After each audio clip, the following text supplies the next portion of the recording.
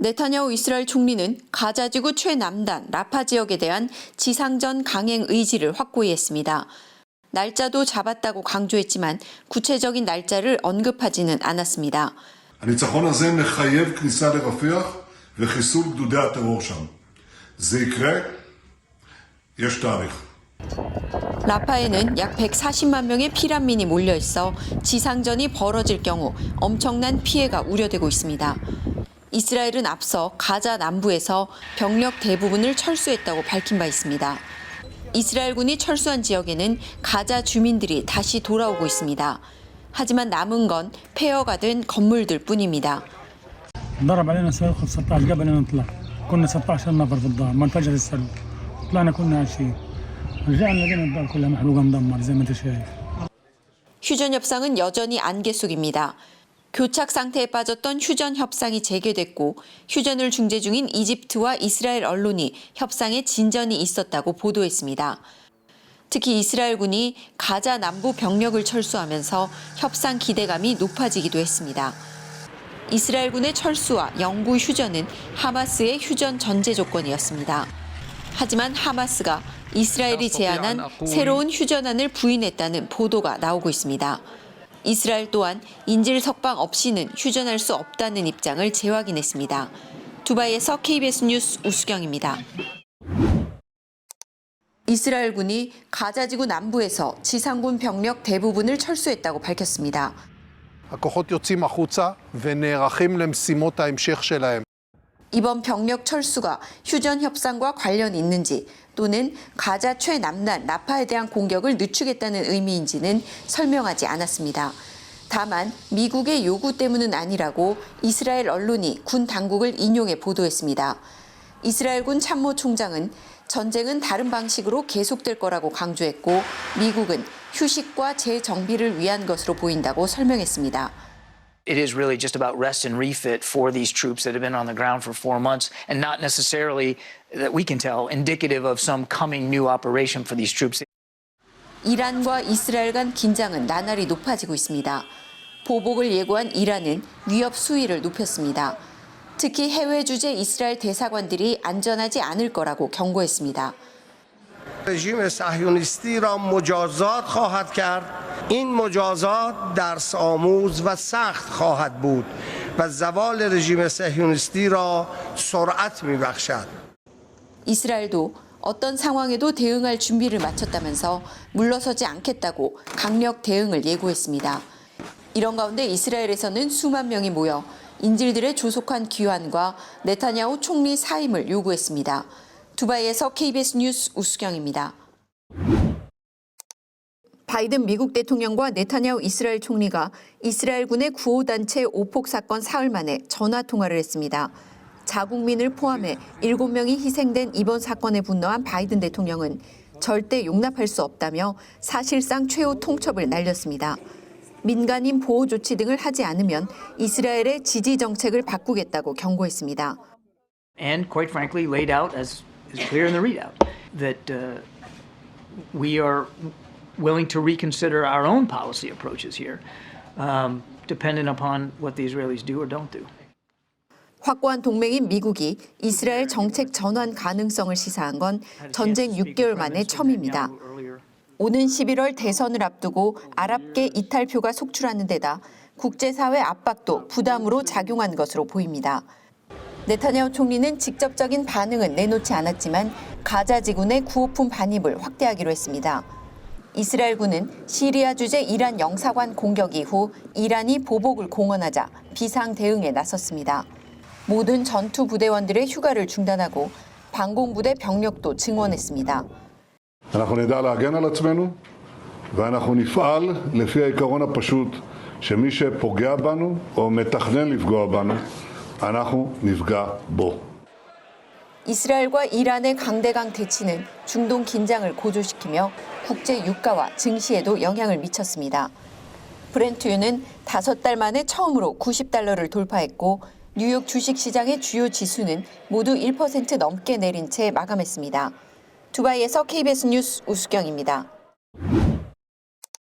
시리아에 있는 이란 영사관이 이스라엘군의 폭격을 받으며 이란과 이스라엘의 긴장이 최고조로 치닫고 있습니다. 그동안 두 나라는 계속 갈등을 겪으면서도 직접적인 충돌은 피해왔는데요. 이번 사건을 둘러싼 정세와 향후 전망, 월드 이슈에서 홍희정 기자와 자세히 짚어보겠습니다. 자, 이번 이란 영사관 테러를 놓고 긴장이 가라앉지 않고 있습니다. 일단 양국의 입장이 궁금한데요. 어떻습니까? 네, 영사관 폭격 이후 이란과 이스라엘이 서로 수위 높은 경고를 주고받으면서 이러다가 전면 충돌하는 거 아니냐 이런 우려가 커지고 있습니다. 일단 폭격을 받은 이란 쪽이 가만히 있지 않겠다는 입장을 밝혔는데요. این شکست قطعاً ادامه پیدا خواهد کرد. این شکست ادامه پیدا خواهد کرد. این تلاش‌های مذبوحانه‌ای هم مثل این کاری که در سوریه مرتکب شدن 이란 최고 지도자 하메네이는 앞서 혐오스러운 시온주의 정권의 우두머리들에게 저주가 있을 것이라는 성명을 발표했습니다. 이스라엘 지도자들을 공격하겠다는 뜻으로 보이는데요. 영사관 폭격을 공식적으로 인정하지는 않고 있는 이스라엘 역시 맞대응에 나섰습니다. 이스라엘 국방부 장관은 이스라엘에 맞설 경우 값비싼 대가를 치러야 한다는 점을 분명하게 보여주려 노력하고 있다고 강조했습니다. 이스라엘은 이번에 폭격을 당한 이란 영사관이 중동의 친이란 무장 조직을 관할하는 지휘 통제소 역할을 하고 있다고 주장하고 있습니다.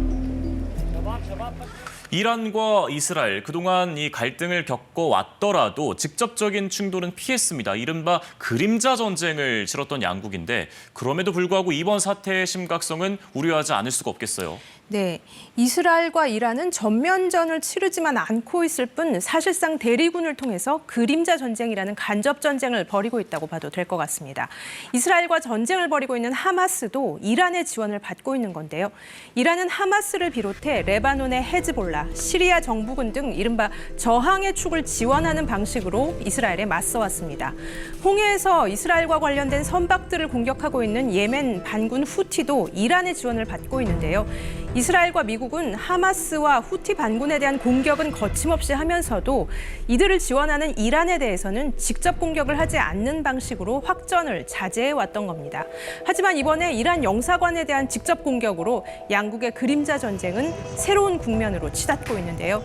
두 나라가 정면으로 충돌하면서 전쟁이 커지고 여기에 미국까지 끌려 들어가게 되는 거 아니냐는 우려가 커지고 있습니다. 미국까지 얽힌다면 사태가 더 커질 텐데 다행히 일단 미국은 이번 영사관 공격에는 전혀 관여하지 않았다면서 확전을 원치 않는 입장을 분명히 했습니다.